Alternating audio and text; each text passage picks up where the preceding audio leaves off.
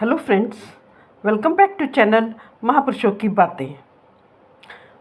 अष्टावक्र गीता के 18वें अध्याय में ऋषि अष्टावक्र राजा जनक को आगे कहते हैं कि मूल व्यक्ति में निवृत्ति से भी प्रवृत्ति उत्पन्न हो जाती है और धीर पुरुष की प्रवृत्ति भी निवृत्ति के समान फलदायी होती है।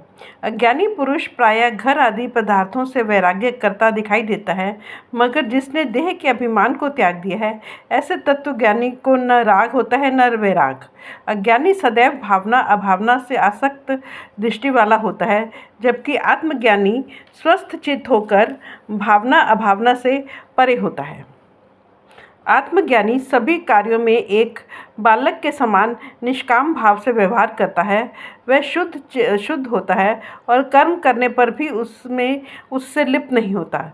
वह आत्मज्ञानी धन्य है जो सभी स्थितियों में समान रहता है। देखते, सुनते, छूते, सूंघते और खाते पीते हुए भी उसका मन कामना रहित होता है। धीर पुरुष सदा आकाश के समान निर्विकल्प रहता है। उसके दृष्टि में संसार कहाँ और उसकी प्रतीति कहाँ, उसके लिए साध्य क्या और साधना क्या। निस्वार्थ सन्यासी अपने आत्मस्वरूप को प्राप्त करके विजेता की भांति सहज समाधि में स्थित रहता है। संक्षिप्त में कहें तो महात्मा पुरुष भोग और मोक्ष दोनों की इच्छा नहीं करता और वह सदा सर्वत्र राग रहित रहता है। द्वैत संसार का महत्व और सार्थकता नाम मात्र की होती है। यही जानकर तत्वबोधी सत्पुरुष शुद्ध स्वरूप में स्थित होकर निष्काम हो जाते हैं, अर्थात उनके लिए करने को कुछ भी शेष नहीं रह जाता। यह संपूर्ण दृश्य जगत भ्रम मात्र है। ऐसे निश्चय से युक्त पुरुष दृश्य की स्फूर्ति से भी रहित हो जाता है और स्वभाव से ही शांत हो जाता है। जो शुद्ध स्वरूप है, दृश्यमान जगत को देखता ही नहीं, उसके लिए विधि क्या, वैराग्य क्या, त्याग क्या और शांति भी क्या। जो अनंत रूप से स्वयं स्फुरित हो रहा है, उसे प्रकृति दिखाई नहीं देती और वह सभी बंधनों से मुक्त हो जाता है। उसके लिए कोई मोक्ष या हर्ष विषाद नहीं होते। जो आत्मज्ञानी अपनी शुद्ध बुद्धि से इस जगत को मात्र माया जनित और कल्पित मानता है, वह मोह मुक्त,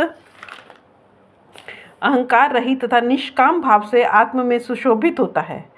आत्मज्ञानी निज स्वरूप को एक आत्मा अनश्वर और संताप रहित देखता है और उसके लिए कहाँ ज्ञान, कहाँ जगत और कहाँ देह और कहाँ मैं। अज्ञानी एक ओर तो मुक्ति हेतु चित्त वृत्तियों को रोकने के लिए कई यत्न करता है और दूसरी ओर उसी क्षण अनेक कामनाओं के लिए व्याकुल हो जाता है। मंद बुद्धि वाला व्यक्ति आत्म तत्व के बारे में सुनकर भी अपनी मूर्ता नहीं छोड़ता, फिर भी निर्विकल्प होने का दिखावा करके अनेक वासनाओं को और व्याकुल रहता है। जिस तत्व ज्ञानी ने बोध प्राप्त कर अपने सभी कर्म क्षीण कर ली हैं, वह देखने में तो कर्म करता हुआ लगता है, परंतु वह स्वयं को कर्ता नहीं स्वीकार करता। निर्विकार आत्मज्ञानी सर्वदा निर्भय होता है। उसके लिए कहाँ अंधकार, कहाँ प्रकाश और कहाँ त्याग। जिसके विषय में कहने को शब्दों का भी अभाव हो, वाणी भी मौन होने लगे, ऐसे अवर्चनीय स्वभाव से युक्त योगी के लिए कहाँ धीरज, कहाँ विवेक और कहाँ निर्भयता। तत्वज्ञानी के लिए स्वर्ग या नरक का कोई महत्व नहीं।